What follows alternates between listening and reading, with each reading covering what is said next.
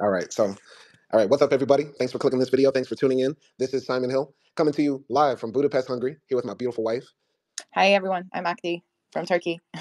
And today we are doing another episode of our new, soon-to-be legendary series, Movie Reviews with Simon and AKDI, live on X. Shout out to my guy, Avery Adams. He said he might join later, so maybe we'll get to finally talk to him and get his review or get his point of view. We might just end up taking this conversation somewhere else. But I wanted to do like a older movie review because I feel like there are so many movies out there, so many things that could be talked about that are interesting. So I really wanted to do my favorite movie of all time, the greatest movie of all time, the best movie of all time.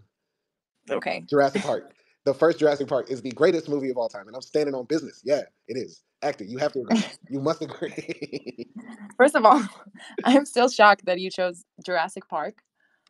But I'll hear your arguments. Okay. All right. So if you haven't seen Jurassic Park at this point, sorry to, ruin your day, but there will definitely be spoilers in this one. And we're not talking about the second one, Jurassic Park World, Jurassic Park Universe. There's no dinosaurs in outer space. I don't know what they're doing with the franchise now. We're going back to the original. I believe it was like 1995 or 1996. 93. 1993. Okay, that's even better because those graphics hold up very well. It's very tastefully done. CGI was very, how can I say this, on point, and it still holds up. And love this movie, and it's not a love because of nostalgia. I don't want anybody thinking I love Jurassic Park because I remember being a kid seeing it or anything like that. Because if I did see it in theaters, I was like 3 or 4 years old, so I didn't get it then. I probably just saw it and said, "Ooh, cool dinosaurs." But if you watch this movie like as a grown man or like as an adult, there are so many interesting themes and deep philosophical topics in this movie, and it's just so dope. It's just so dope. Okay. So tell us, Simon, what separates Jurassic Park from just being a movie about dinosaurs? Okay, first and foremost, it's not just about the dinosaurs. It's the idea about man and his hubris, man and his greed, man versus his ego. And the movie has a lot of internal conflicts. It's not only man against nature, man against God, man against time. It's man against himself. And that's what makes it so deep. And so the movie, of course, as we all know, Jurassic Park is a story of this mega billionaire, right, who has enough money in the world to bring literal life back to life. And he decides he's going to open up this theme park on an island off the coast of Costa Rica, and he's going to call it Jurassic Park. He was able to get like the smartest scientists in the world to extract DNA from blood, and bring dinosaurs back to life, right? The movie opens with these guys trying to transport what I think is a velociraptor into Jurassic Park because it's like been bred and ready to go outside into its station, and the dinosaur eats one of the people, and it just causes mayhem. And then it jumps scene from there to another location where people are working to extract the mosquitoes that are frozen in amber deep into the ground. And just miraculously, they happen to find a real whole mosquito trapped in amber sap. And then it's like, oh, this is the gold. And then it jumps to another location where these archaeologists are like fishing for dinosaur bones in like the mountains of Montana. So I really like the opening sequence of going to different places and spaces, showing this like globalized world where people are, how can I say, extracting resources all the time? Because this is what happens in our world the entire time. Like while we're talking here on X on this space, like there's some guy right now in the Pacific Ocean drilling for oil. There's another guy in the Congo digging for gold with his bare hands. And then there's some other guy or girl in Egypt right now trying to find the next, sarcophagus. So it's like, I really like that opening scene. You get what I'm saying?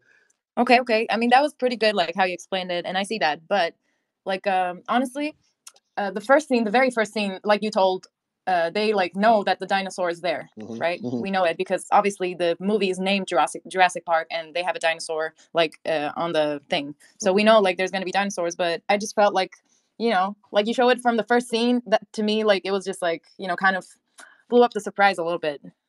I get what you're saying. No, I understand what you're saying. Like the first scene is a dinosaur attacking a person. Like that's the first scene. Like we're not gonna have some mystery.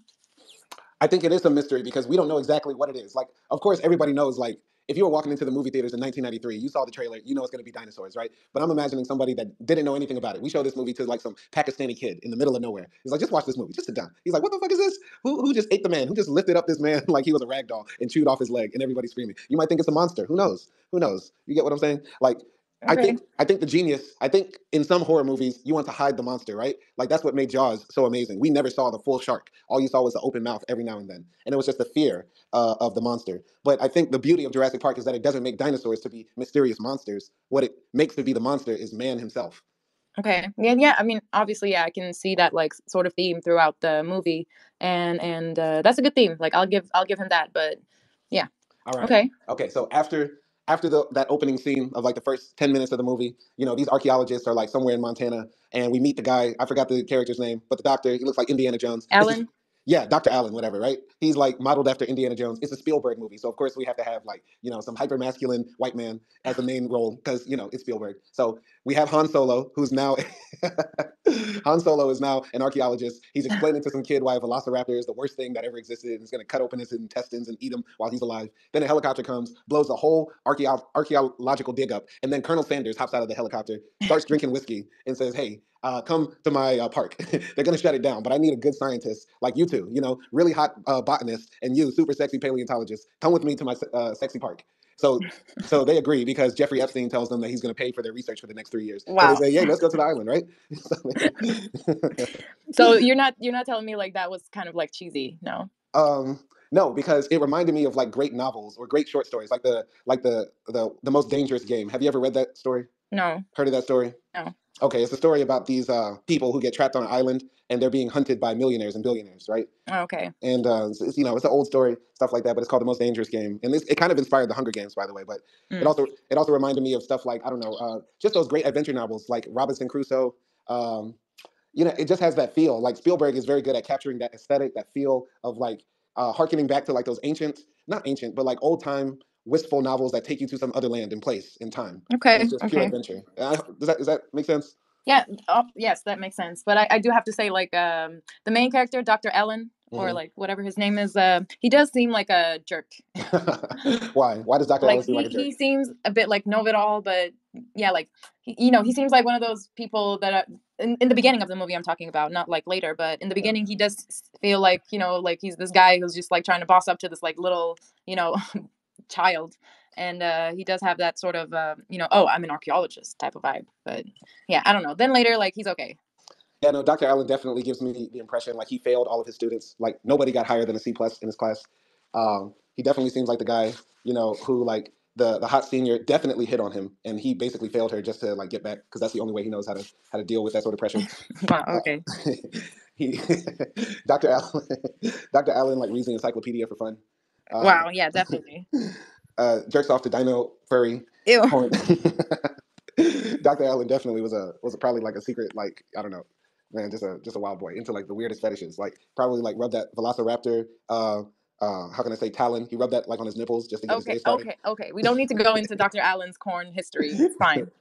Dr. Allen was a wild boy, I could tell, and he always wore that stupid Indiana Jones hat. But what I appreciate about Dr. Allen is like, I don't know how to say this, but like, I don't know, man. I know There's what you're this. gonna say. What? Say it. I feel like you want to say like, he's like a old man's man. Yeah, I mean, he's modeled after like John Wayne and like, yeah, exactly. I Like, know you so well, yeah, and all no, the other men on Earth. no, no, no, no, no. I don't look at him as like some macho hero, like a guy you should model yourself after. But if you are going to pick like a male figure to model yourself after, why not be him? Because he sort of goes through a redemption arc. He's this cold, callous man, all about paleontology, and at the end, he ends up protecting the kids, protecting his girl. You know what I mean? Okay, even though he doesn't show any love to his girl. Yeah, that's weird. That's weird. That's Yeah. weird a bit. Anyway. By the way, what was the girl's name? I forgot her name as a character. I forgot it too. Anyway, we'll just call her Hot Botanist until you do the Wikipedia search. Okay. So hot botanists and sexy paleontologists end up in the helicopter flying to Dino Island, and they meet another mathematician who was brought along too, played by this guy, but I forgot his Jeff name. Goldblum. Jeff Goldblum. Jeff Okay. Goldblum is there, and for some reason they decided to find like the three hottest scientists alive, put them in an aircraft, and it sounds like this plot of like a very bad reality TV show, a reality TV show that did not get a second season. So they're going out to Love Island together, and Jeff Goldblum is trying to smash the hot botanist. He's flirting, trying to overcompensate. They make it to the island, they land there, and then they see a giant Bronchiosaurus, right? And I really like that scene when they first see the Bronchiosaurus or Brontosaurus, whatever it is, the giant dinosaur that's an herbivore with a giant neck, because it shows the wonder and the magnificence and the just pure awesomeness of this creature and what they have created. And I feel like that sort of symbolizes like man's ability to be astounded by his own creation in a way, because these dinosaurs, of course, were created by God or they superseded us. But when we see our own creations, when we look at giant skyscrapers, when we look at amazing works of art, when we hear great music, when we see sprawling cities, when you look at the Chicago skyline, you're like in wonder, in awe, right? Mm, You get the same feeling looking at Mount Everest that you do looking at the Burj Khalifa, right? You're like, yeah. wow, you're astounded. And so that's what it felt like with that dinosaur scene. And it's still a scene that's, I feel like, one of the best in cinema, period. Yeah, that scene was good. It was like also nice to see like how different people responded, because I think like the mathematician, Dr. Ian, was like, oh, God, like I don't believe this. This is gonna be chaos. Like theory of chaos or something, and then the lawyer guy was like, oh, we're gonna make so much money, and the scientists were like just in awe, basically, like what you said. So it kind of also showed like that different diversity amongst people and how easily we can be fascinated by certain things. Yeah, it was a good scene. See, so you can't hate on Jurassic Park, so you got to give it up. No, I don't. I just want to like be clear. I don't hate on Jurassic Park, but I do think it's a bit overrated. Absolutely not overrated because of this. So the next scene, and maybe it became before or after they landed on the island, or before or after they see the dinosaur. I'm not sure exactly. But one of the scenes that's very funny is when they meet the fat guy. I think his name is Ned Derby or something like that. So Ned Derby is somewhere eating like the sloppiest enchiladas you could ever imagine in the most I'm a tourist and please overcharge me for everything Hawaiian shirt. He is dressed up in a fashion in some like Costa Rican village town on the coast, eating his food like a pig, and then some man in like sunglasses and a straw hat comes up with a duffel bag full of money, and their interaction is just hilarious because the guy is trying to keep silent, but this fat little bastard can't keep his mouth closed, and he's counting his money all greedy. And what Ned's job is, he works at Jurassic Park as the programmer, but he is secretly behind the scenes trying to get access to the DNA of the dinosaurs so that he can sell it to a competitor who wants to open another Jurassic Park, which of course leads to opportunities for a sequel, which is how the franchise has now spun dinosaurs on Mars and shit like that. But I thought that was very cool because it opens the gates for another big question. All of this is centered around greed. One of the big themes of the movie is greed. And we paint Ned to be the bad guy because, Ned dies eventually. Ned is solely in it for money and stuff like that. But he is no different than Dr. Hammond. Dr. Hammond wants all this glory and fame, and he also wants to make a ton of money too. So I feel like that was very cool to put that scene in there and to open those dynamics and questions. I don't know. What did you think? Yeah, I think like Ned, I don't know, like he was sort of like the stupid greedy guy. And like he was like sort of stereotypical, and then like on the other hand you have like Hammond, which was more like he said like, oh, we want to make this park available to everyone and things like that. So I thought like he was like truly fascinated by what he created, and like it was like his intentions were good, but his greed came from like, oh, I want to show everybody this in the world, not like the same greed that Ned had. But I guess like that was like two different kinds of greed that we can have, I guess, because I felt like Hammond got off of like just impressing people by what he has done. Yeah, Hammond was in it for the glory, right? Yeah. Supposedly. I mean, of course, Hammond tries to portray himself as like this old grandfather who just fucked around and got rich one day after starting the flea circus with my humble beginnings. But we know if they did like a prequel series to like the rise of Hammond was probably like a ruthless capitalist who like bought out his competitors, like slapped his workers, sexually assaulted like a secretary. He was just probably nasty. He was probably like the worst dude. Like he probably like saved the bottom line of the company, like made the company more profitable by prohibiting lunch breaks. That's how Hammond was probably like really sick, because that's how all these billionaires act. They act like, oh, I'm just some old man who just made my way up to the ladder. And like, come on, man, Hammond, you want to bring back hell-eating dinosaurs? Like, you want Tyrannosaurus Rexes to roam the planet? It's like the definition of evil billionaire. Yeah, definitely, like you said. I really wanted his ass to get eaten the entire movie. I really wanted. Does he die like in the franchise? I don't know. I tuned out. See the other ones? I'm pretty sure I did see the other ones, but in fact, I think 2 is good. I actually think the second one is actually pretty good from my recollection. Okay. And a lot of the main characters come back. I think all the main characters come back, actually. Like, I do have to say, because, like about like how this movie holds up to today. Like this kind of like, middle-aged to old white man is kind of like the evil character in today's world, right? So it doesn't hold up that good from that perspective, because probably if I watched this when I was a kid, I would be like, oh, like look at this grandpa, like he's so fluffy and fun and he wants all the good things and he has like grandchildren and stuff like that. But now watching it from like an adult perspective, like you said, I can't like unconsciously I think about like how he was like before, or if he's like he was like a brutal capitalist or something, like everything just comes to mind. And yeah, definitely. I mean, as far as like the themes, the movie sort of like oversteps some things, you know what I mean?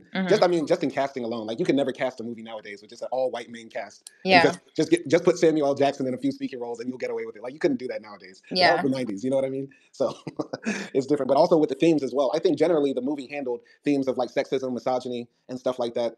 I like the little like feminist quotes here and there. There were definitely like the moments where Dr. Ellie like kind of shined through, and she was like, we'll talk about the sexism later, and So that was nice. That was nice to see, even at like a 90s movie. Right. I feel like a movie with like these universal themes, at least with these big universal themes, they didn't get caught up too much on how can I say the essence of the time. You know what I mean? Like there's not that sort of blatant sexism or blatant racism which you might find in older media. You know what I Yeah. mean? It's Yeah. sort of focused on the story of man versus nature, man versus God, man versus himself. So after the scientists make it to the island, they see the dinosaur and stuff like that. They're in awe, they're in amazement, but they still are wondering, like, how did they do this? So they go into the Jurassic Park headquarters, right? And the Dr. Hammond, the main guy, evil Colonel Sanders, I guess he wants to fry dinosaur legs. Is Colonel Sanders like, did we run out of chicken? And now he want to serve up Velociraptor nuggets? Is that what maybe that was his whole purpose? Wow, this joke is not landing. I thought it was funny, and you'll think it's funny when you listen to this 10 years now when I'm dead. So when they go to the Jurassic Park headquarters, he gives them a tour, and he explains that they extracted the DNA from mosquito blood, but for the missing parts, they imported like frog blood, frog DNA, and other amphibious DNA. And I just thought, like, okay, this is just dumb. When you think about it, like when you watch like a science fiction movie and then they explain the motivation or the science behind something, you Yeah. can easily see it. Like, okay, this is dumb, but it's also like not that different from our real life. Like there have been so many things that have happened in our real life, in the real world, where we say, well, that was dumb. Why did humans do that? Like, for example, in Japan, they built a nuclear power plant right on a fault line, like right where earthquakes happen all the time. Like, that's dumb, right? And Yeah. what else? Any other nuclear disaster, it always happens by some accident where somebody did something really dumb. COVID-19, that was so preventable, but that was really dumb. Nobody decided to wear masks. People were, some people say people were eating bats. Other people say it leaked from a lab. Either way, however COVID happened, it was hella dumb. So how importing frog DNA into dinosaur DNA could later lead to negative consequences is also very dumb, and it's not Yeah. that different from our world. I don't know. What did you think of that? Yeah, I mean, like that whole scene when they were explaining it, like it was cute. Like, it kind of felt um like those videos that they would show you as a kid, like in science class or something, which I guess that was like the intention of it. And it like it was like sort of nice because they wanted to like actually depend the whole like movie theory on something that was kind of realistic, but at the same time, obviously, like it's not real. Mm-hmm. But yeah, I don't know. It was interesting, but the animation was definitely not holding up today.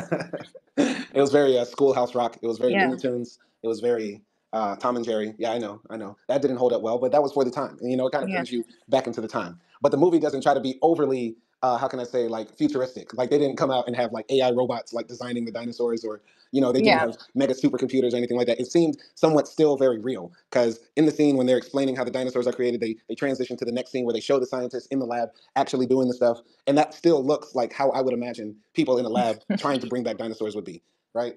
Yeah. And then after that, a little baby dinosaur hatches.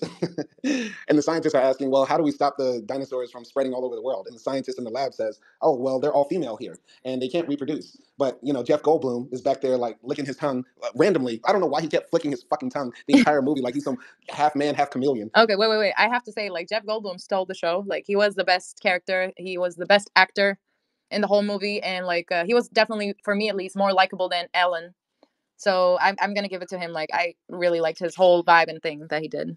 Yeah, he had an interesting character, and his character gets developed more in the follow-up Jurassic Park movies. Also, like, Yeah. we don't usually see scientists. Like, scientists are not stereotyped as cool people, but this was like this mathematician that dressed like a rock star. So I like that, like, stereotyping.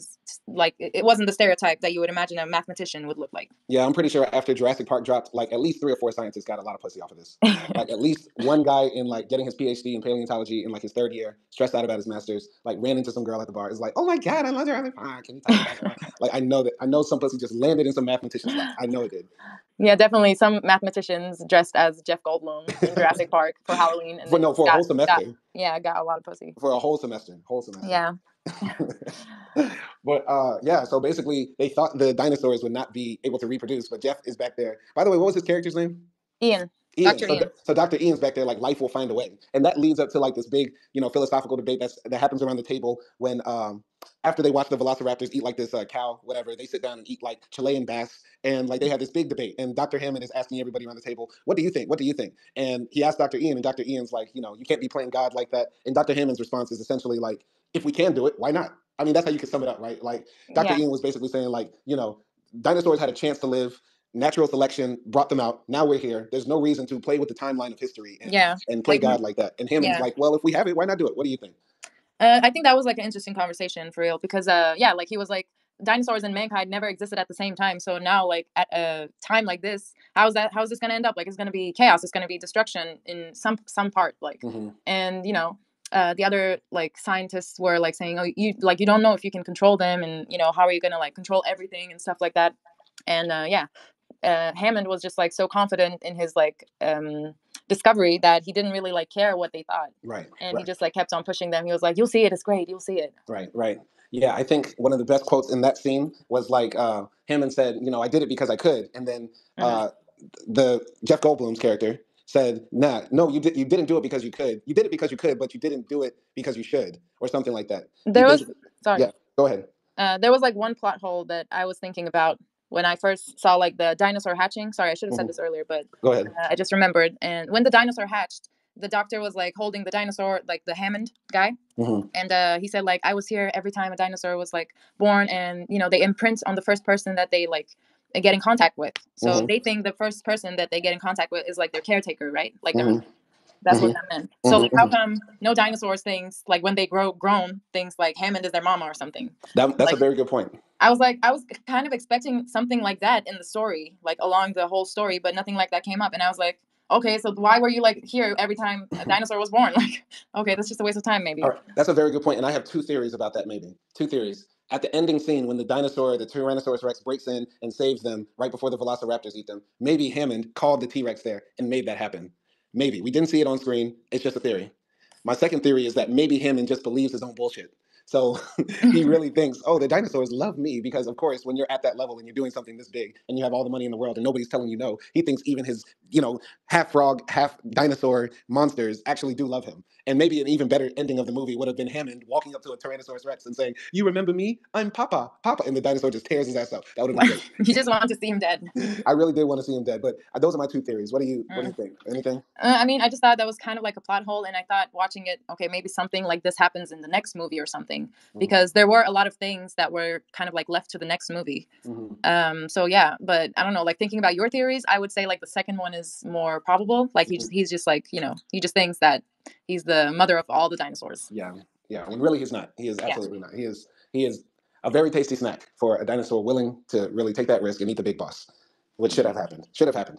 So, basically, after they have that big philosophical discussion where they put out like all the themes of the movie, right, kind of on there for people to chew up, they go out on a ride to tour Jurassic Park. The ride kind of sucks, and and this is what I kind of liked about the movie. They kept it real, as in like, if you do go like on safari, we didn't get the chance to go on safari yet, but I was thinking like, if we go on safari, we're not guaranteed to see a lion. That's probably like in the contract. Like, sometimes they're there, sometimes they are not. I don't know. So. Like it was funny when Samuel L. Jackson's character, his character's name is Ray, but when he said like, we're having the same issues that Disneyland has or something like that, that was just funny. Exactly. Like you go like on some Disney ride that's supposed to be like mini safari, and the leopard is asleep, the parrots don't want to talk, the gorillas are just like jerking off, like there's nothing, you know what I mean? So that's what I liked about that part. And the action don't start until the animals actually get real. So like they're going outside on the ride in Jurassic Park, and they come across like some sick triceratops, which I thought that was the only bad scene in my opinion, because how the hell did they automatically know the Triceratops is sick? Y'all walk up to it and y'all say, he's sick. Oh, he needs. And I didn't also like how Dr. Ian was about to like hump the Tyrannosaurus Rex. He was like leaning. He was like leaning on that dinosaur, like he was really lusting after it, like just caressing his body in a strange way. That was very strange. I mean, I thought like I don't know. I thought like it was okay. It was sort of like unnecessarily wrong. Like, why did we have that scene where she was like all up in the dinosaur poop up to her elbows, and then like nothing really happened from that scene? Okay, like they decided that they like the dinosaur was sick, and she could have just said like, okay, I'm gonna just stay with the dinosaur. Yeah. Because the movie is like 2 hours long, I think. Yeah, definitely. So, like I don't know. Yeah, that definitely could have been clipped on the cutting room floor, and nothing would have been missed from the movie. Maybe it was just left there to explain why she wasn't there when the Tyrannosaurus attack happens later. But I think a part of the movie was also trying to like, I don't know, the movie has a little bit of like educational vibes, teach kids about the power of nature and dinosaurs, and I mean, it's sort of like it definitely feels like audience is like kids and teens, sort of. Yeah, but it also, I feel like it was just like trying to, educate people a little bit about how do people know about what dinosaurs ate, what they look like, who was a carnivore, who wasn't. And I think a lot of that, it was just teaching people about crapology, feces science, feces physics, Okay, yeah, and then she just like put her hands in a big pile of shit one time, and then she just said, well, there's none of this like plant that the dinosaur ate. Like, doesn't she have to like look through all of the poop?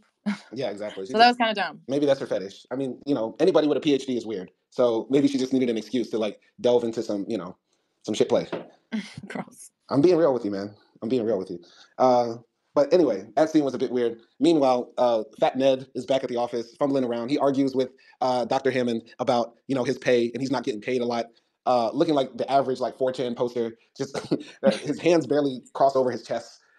Just a nasty desk, just the nastiest of desks, the stickiest of keys. Every time he types, like the pads take like a second to pop back up. It was Gross. actually the grossest person I've ever seen on film, and I feel like he's a Seinfeld character. I feel like I've seen this guy on Seinfeld, but yeah, he basically is like part of the reason why the power goes out and the system goes down, because he has to shut down the system so that he can break into the cabinet where they keep the dinosaur DNA, put it in like a shaving cream bottle, and then make it to the boat where all the other workers are leaving the island, because they apparently Dr. Hammond is such a greedy capitalist, he can't even afford for his workers to have dormitories. So he sends them on this like 3-hour commute from Costa Rica to his island every single day because he's such an evil, nasty man. Wow.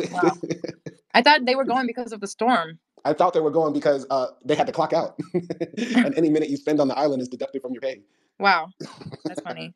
I thought they were like everyone was going because like the storm was a hazard or something. No, I didn't catch that part. No, their Uber boats had just arrived. Wow, and they have to beat the 5 o'clock traffic. Maybe it's too dangerous to stay there or something. Maybe it's too dangerous. Yeah, it's too dangerous. Too dangerous for Dr. Hammond. Oh, we're spending how much on feeding these people? Wow. Seriously, there was no company in the world that would have their workers like commute in and out like that. There would at least be dormitories, something like that. Yeah, because I feel like it would cost more to do that, no? It would cost more to do that, of course. And that's why Dr. Hammond doesn't want to do it. No, it would cost more to commute them. It would cost more to commute them? No. Every day. No, because they're paying for it. They're paying for the boat ride. Wow.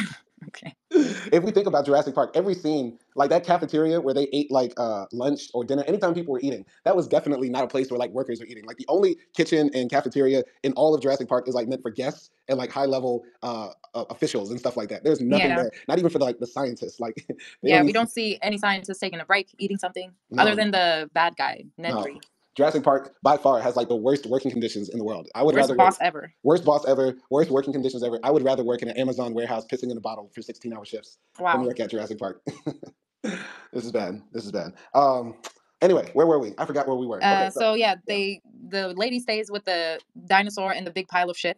Mm-hmm. And then the others like are going back, I guess, right? And then the bad guy Nedry like shuts down the system to get the dinosaur DNA. Mm-hmm. And he takes a jeep, like a car or something, and the system is shut down. So the tour cars that were supposed to like go around the park stops, right?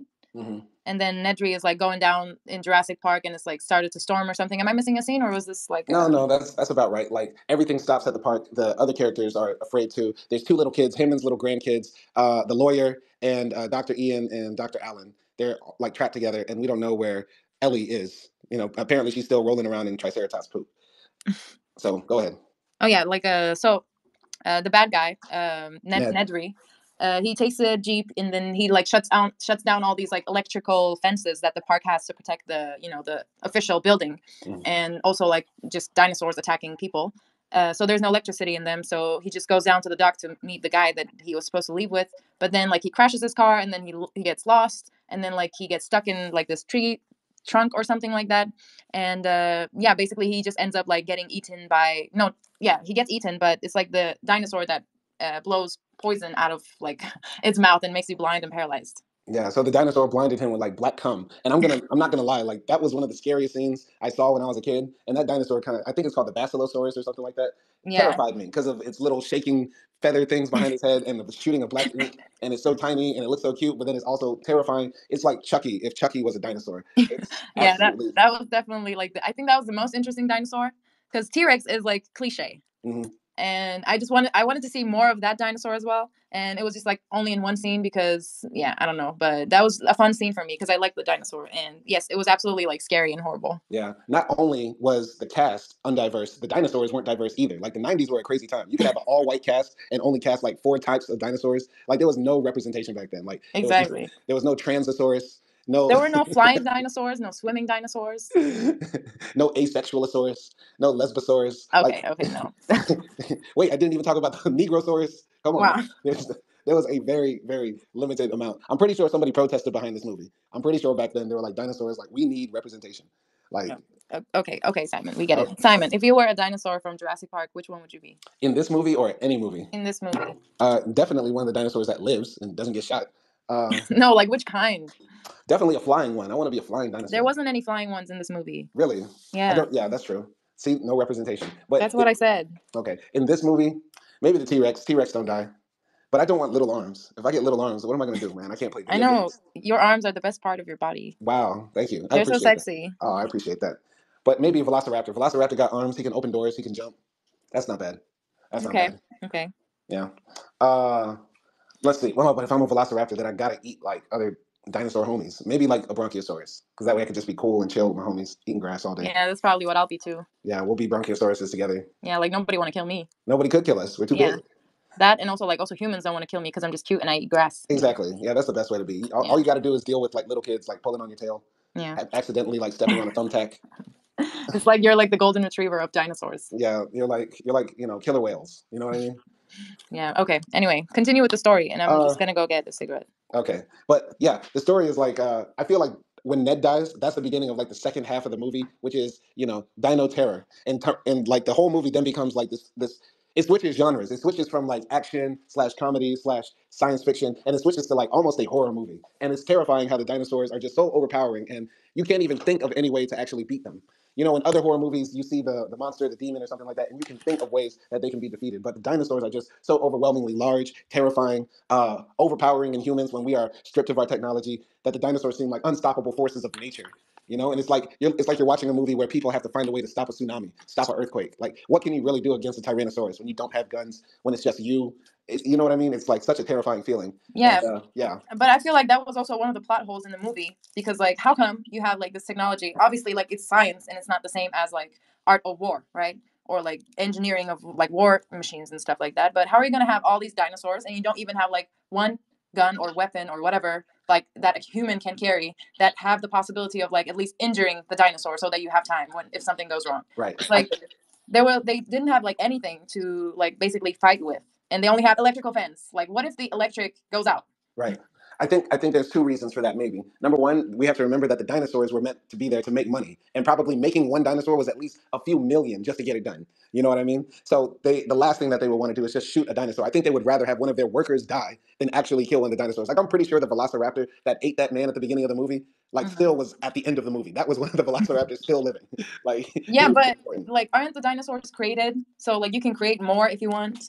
Since you have the DNA, so like even like he said, oh this guy like in the beginning of the movie, oh this guy he came from like the safari parks in Kenya or something, and it's like this guy who's taking care of the dinosaurs. Like even in the safaris in Africa, I think like there's like one person who has a gun or something in the safari car, maybe just in case if anything goes wrong. All right, well, let's keep it clear. There were guns in the movie, but it looked like they were flare guns or shotguns and not like semi-automatic rifles, heavy-duty artillery you would need to take down a T-Rex. Like, of course, I think there was that idea that, yeah, we need to have weapons in here. But I think it was, once again, man's ego and man's greed that we can control this and we don't need to use weapons. We are smarter than the dinosaurs. So let's just put up big electrical fences and make sure that our $1 million investments, we don't have to kill them. The last thing that they would want to do is kill them. But they also knew, like that guy said, like, oh, the dinosaurs are smart. Like they don't attack the same place in the fence because they know like they cannot get in from there. So they develop like certain like tactics to, beat the fence or something like that. So like they know also like it's possible something like this is like possible. All right, two things I want to say though. There was like some other mechanism that they used to try to keep the dinosaurs from escaping. They did mention that there was like some enzyme that the dinosaurs need to eat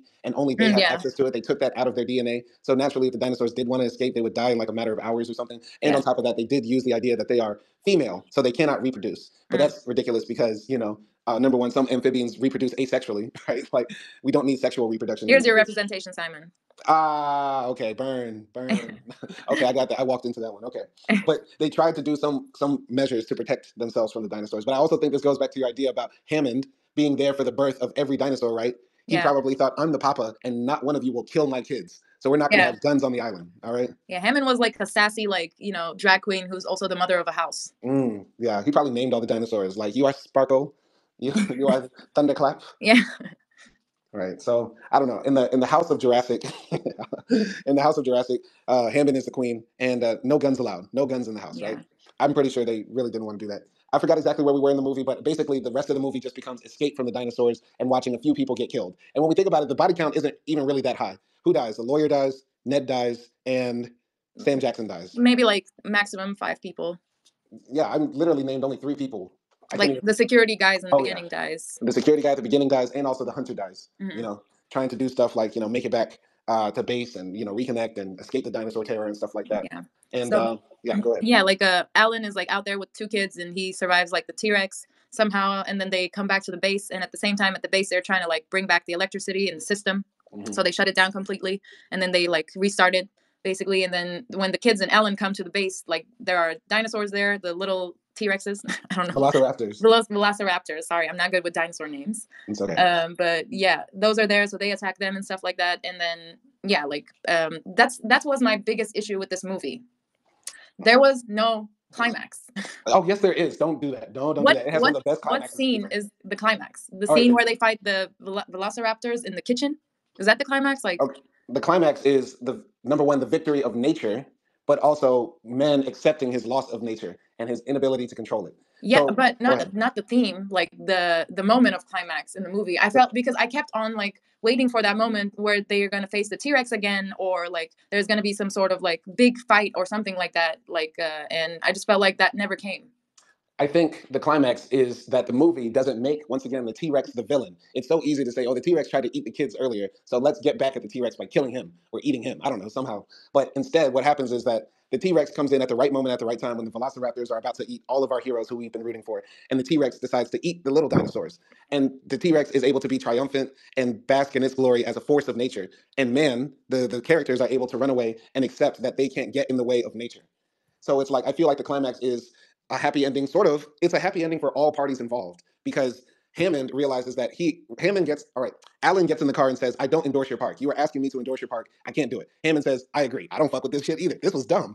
And so they fly away. Everything's cool. Hammond is sad. He's looking at his little mosquito scepter, and the Tyrannosaurus like roars in glory. And I feel like that's like a great way of like summarizing the message that the movie is giving, that we can't play God, we can't get in the way of nature and directing it our own way. Does that make sense?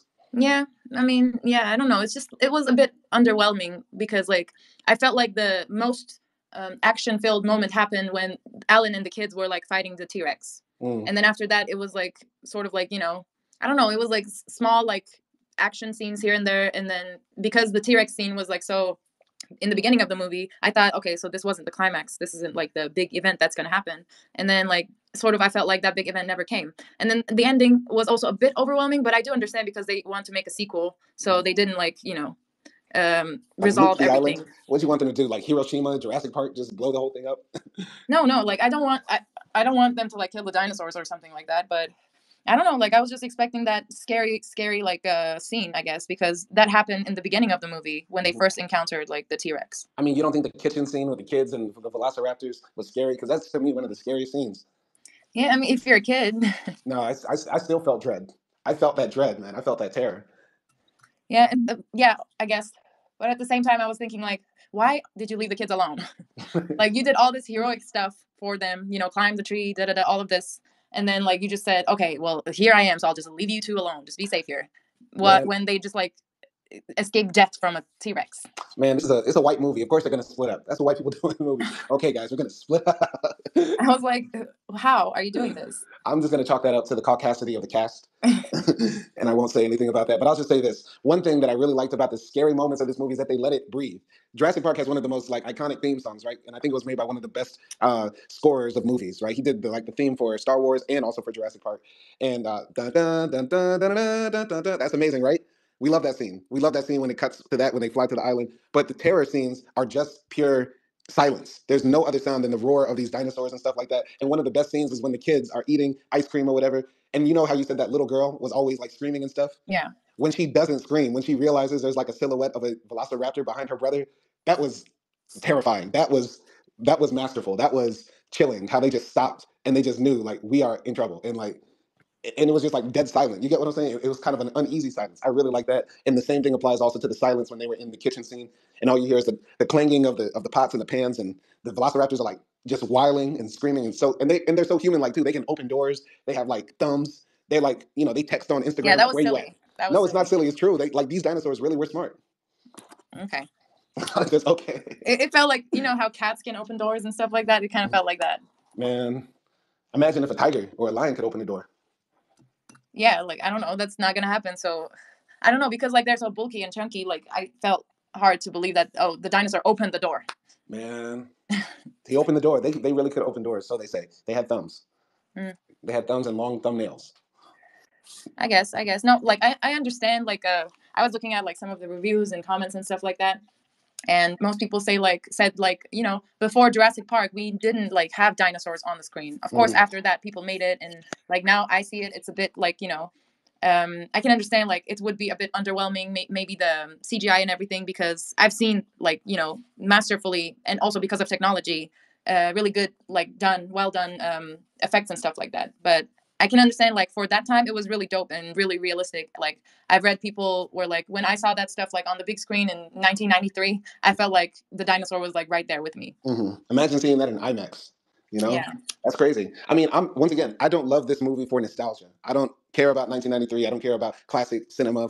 That's not the thing. What makes this movie great is so many genres that it crosses. It's an action, family, funny, scary, sci-fi film. Like, how do you pack so many genres into this 2-hour movie, which is dope, which is a great thing. Not many movies can cross the genres and somewhat succeed in all of them. Maybe the comedy is a bit deadpan. You know, the comedy is only carried by like Dr. Ian and his weird pseudo, you know, sexual, you know, comments he gives to hot botanist lady, Dr. Ellie, you know. Other than that, there's not that much comedy other than a few side jokes here and there. I really wanted Samuel L. Jackson to say motherfucker one time. You know, these motherfucking dinosaurs. I really wanted that. That didn't happen. But I really like these big ideas in this really sci-fi film at its core. At core, it's a sci-fi film. It's literally science fiction. And Yeah. playing with those big ideas. What should man do with his ability to do almost anything? Just because we can do anything, should we do everything? That's the big thing, you know? Yeah, no, I like the themes and I can appreciate them as well. Like I think it's a good movie. I don't think it's the best movie of all time.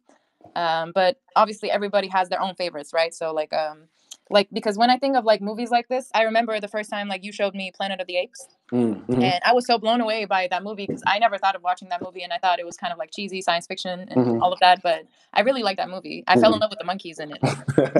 It was so like it was cool, and all of the movies were like really good. I thought I the mean, first one was the best one. yeah, we watched But Caesar go from chimp to champ. yeah, exactly. And yeah, I don't know. And obviously, there's a time difference between when they were made, so I'm not gonna like compare the two Right. when it comes to like effects and stuff like that. But I don't know.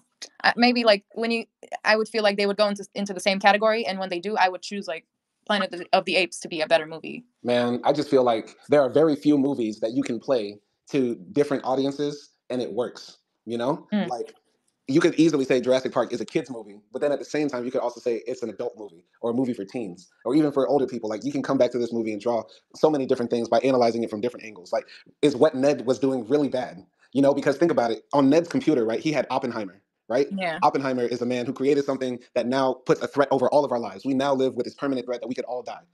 And a lot of people that worked with Oppenheimer wanted to get the nuclear weapon to somebody else because they were like, you know, not only the United States needs the ability to destroy all of humanity.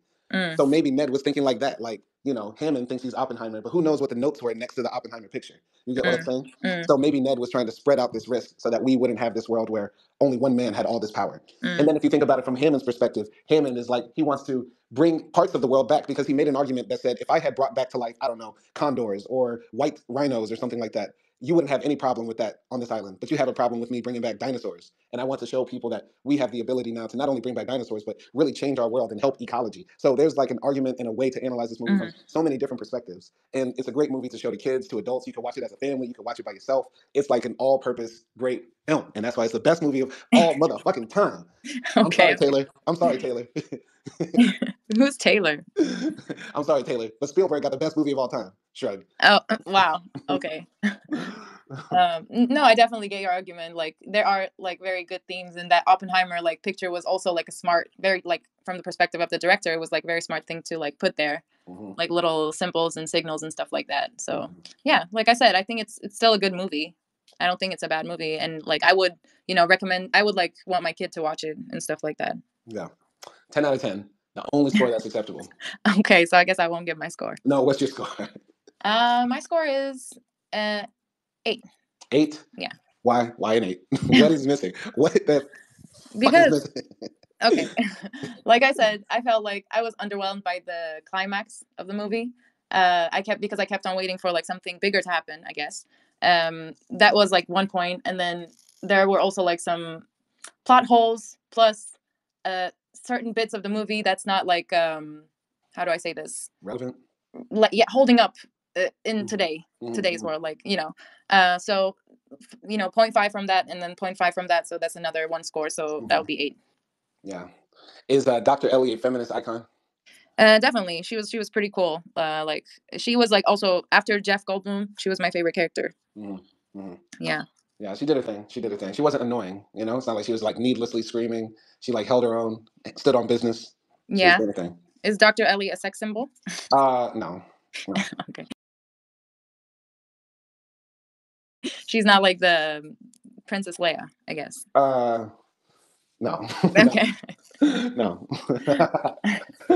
All right. Well, I'm glad that I finally convinced you that Jurassic Park is the greatest movie of all time. This is a very fun I review. didn't say it was. No, I heard you say it in between. I think you muted it, but Okay. keep talking. Let me read one hilarious comment. Okay, go ahead. From Letterboxd. So some guy said, sorry, girl, I guess, said those dinosaurs were all lesbians and they were all valid. And they were all valid? Yeah. Oh, because they were because they were pent up because they couldn't escape, so they were like these lesbian dinosaurs had a reason to be mad. Yeah. They all counted. They were all valid. That's funny. That's funny. What's the average review for Jurassic Park on Letterboxd? Okay, I need to go to the main page. Does it have like 5 stars out of 8 or whatever? It's 4.1 out of 5. Yep, that's deserving. That's deserving. What does like the worst review say? I can't see the worst review. You can't like instantly go to like 1 stars? No, because they only have like popular reviews. But let me check rating. Okay. Okay, someone said almost a direct copy of Jurassic World, but isn't that after Jurassic Park? That's hilarious. That's hilarious. That's funny. Yeah, the internet is sick. It's like, okay, what else? Didn't have to do the guy on the toilet like that. So he left it a 1 star just because of that? Yeah, someone said, "Where are the girls?" Yeah, they're dinosaurs. Okay, should I read this? I guess I will. Someone said, "I find it difficult to understand why I should give a damn when some white rich kids whose egotistical grandpa has brought dinosaurs back from extinction to make more money out of it are scared to death when they are face to face with one of those lovely living toys and they're about to be crushed in a car. I really don't. It was just horrible to sit through, not in a good way, of course." Yeah, I guess like another big theme of this movie is like the naivete of people when they do something so crazy. Like, imagine, you had a grandpa who like brought dinosaurs back to life, or maybe something even more real. Like your grandpa was Elon Musk. And sometime in the future, Elon Musk is like trying to regularly like just shoot people into space. Like you can just hop in a car and just go into outer space, right? And so like you go up there and then magically or suddenly the thing just like starts falling apart and now you're terrified. Like you didn't see all the warning signs that your crazy grandpa maybe didn't know what he was doing. Maybe he was a sick bastard, or like, your grandpa has a underwater sea base, something that humans can never do. And you say, "Oh, grandpa, let's go to the underwater sea base." Yeah, we're going to go deeper than the Titanic. And then you go down there and the glass starts cracking. And then you say, "What do we do?" And then there's like this archaeologist there who's just like, digging up, brushing up bones for his life. And he's probably going to lose his job if the whole thing happens. Mm-hmm. And he's trying to save the kids. But I mean, that's a moral thing to do. But yeah, people just hating on kids. Someone said the kids should have died. This is the thing, man. It's American movies. But I do appreciate that Jurassic Park makes you think for a little bit, damn, these kids really might die. Because like I thought the boy was going to die, really. Yeah, I mean, out of all the people, he definitely had the most chances to die because his ass got fried by the electric fence. He was in the car. Like, I really thought when the Dr. Allen said, "Give me your hand," like the boy was going to hand back a nub, like, because he got really messed up throughout the movie. But the thing is, like, these dinosaurs, they're not going to give like a speech. When the villain's about to kill your ass, like, they give a major speech and then somebody shoots him in the back of the head. Like, the dinosaurs would have just eaten his ass had they gotten a chance. You know what I mean? Yeah. Someone said San Jose isn't on the coast. Out of all the things the movie got wrong, not only is the science wrong, the geography is wrong. That's funny. I don't know. San Jose. Most of the comments that gave just like 1.5 stars say like, "I just hate dinosaurs," or "Dinosaurs scare the shit out of me." There's no real like thorough review breakdown. There is, but it's too long, and I'm not gonna read it. I mean, what's the first paragraph of it? Okay, like this one, I'll say, I cannot believe. I guess this person is trying to say Spielberg. I cannot believe Spielberg haven't opened their eyes into this commie fascist propaganda. Oh God. Spielberg clearly sold out and wanted to sell more merchandise. The elites can't fool me. Dinosaurs didn't exist. Only turtle. That's not a real long review, is it? No. Oh, I wanted to hear. Okay. I have one. I just need to go to it. I saw one. Okay. Review. Let's see. I recently had the misfortune of being coerced into watching Jurassic Park, a so-called cinematic masterpiece that propagates a disturbing and utterly absurd notion, dinosaurs, an insulting to human intellect, a blatant disregard for logic, and a celebration of pseudoscience. From the moment the movie starts, it expects you to accept the Preposterous. preposterous idea that dinosaurs once roamed the earth All as right, a non. stop. Okay, sorry. I thought this was a long movie review. No, like who really is walking around today thinking that dinosaurs don't exist? Like, what type of these people think their dicks don't exist? How do you think dinosaurs don't exist?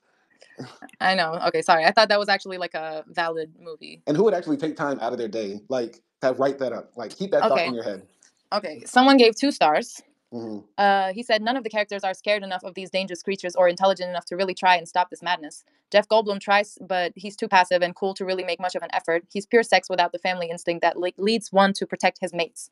He talks about loving kids, but having divorced several times. He's not a family man. That should be okay, because not everyone has to reproduce and be a dad. But the film makes him the lone voice of reason amongst the mad imperialists of humanity who want to cruelly rule over a species that already isn't fighting fair, having already lost the battle for survival on Earth a long, long time ago. That's actually kind of deep, and that would go into like a deeper analysis of like Doctor, what was his name? Eli. Ian. Dr. Ian, yeah, that would take like a deeper analysis because he is like a flawed man, but he is logical and reasonable. The idea that maybe he doesn't value fatherhood the same way is a complex thing because I feel like as humans, like we interact with our offspring or children differently. Like Dr. Allen throughout the whole movie hated kids, but he was forced into being that father figure, right? Mhm. And we never got to see Dr. Ian turn into that because he got injured. Now maybe the stupidest scene in the movie is when he got out of the car and tried to flag down the dinosaur after Dr. Allen did it. But maybe he was trying to be a hero, or maybe he had a different plan. Maybe he didn't know. I don't know. But it is interesting how he's been uh, divorced multiple times, has multiple kids, presumably from different women. Yet and still, he has this idea that maybe we shouldn't try to control life like that. And I think that's interesting. What do you think about that? Yeah, like I don't know, like his review is interesting, but I don't think it really like bashes Jurassic Park that much. But maybe he's saying like the characters don't really have that much depth, Mm-hmm. except maybe like Jeff Mm-hmm. Bloomberg, and yeah, I don't know. Yeah, maybe. I I'm mean, sure all the like other. Go the ahead. kids and stuff like that. It does feel a bit superficial when it comes to the characters, a little Mm. bit. Yeah, yeah. But I think it was interesting how they forced Alan to become that father and to care for other people's kids. You know what Yeah. I mean? And I think that was meant to like show like a little bit of the difference between man and animal because most animals don't care about other people's offspring; they just only care Mhm. about their own, if that. And that showed like another level of humanity, and how we're able to change and evolve. And that was one thing that Dr. Allen was struggling with. They asked him, "What are you gonna do now that dinosaurs are back, bitch? You ain't got to dig for them no more." He says, "Well, I guess I just got to evolve." And he evolved and became a hero. He went on a little hero's journey. Yeah, I don't know, like yeah, he was kind of like forced into that sort of like character. Like he was supposed to have this like natural instinct of like a father and stand up for the kids where like that was that was also another loophole, I guess, and maybe that was what this guy was trying to say in the comment, but like the actual father was Dr. Ian, right? So like how come he didn't try to help the kids No, but like those weren't his kids. No, those were Dr. Hammond's grandkids. I know those weren't his kids, but one is a father and one is a guy who hates kids. Hmm. So how come like the one who hates kids acts like, the most, I Well, he guess. I was don't know. he was injured, right? So he got taken out. I guess. Yeah. Someone said this whole film should have been shirtless Jeff Goldblum, and I agree. All right. So that's the end of our movie review. This was fun. I enjoyed this. Did you?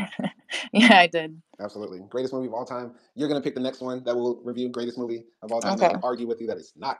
Okay. And I will bring you back to Jurassic World. Let's go.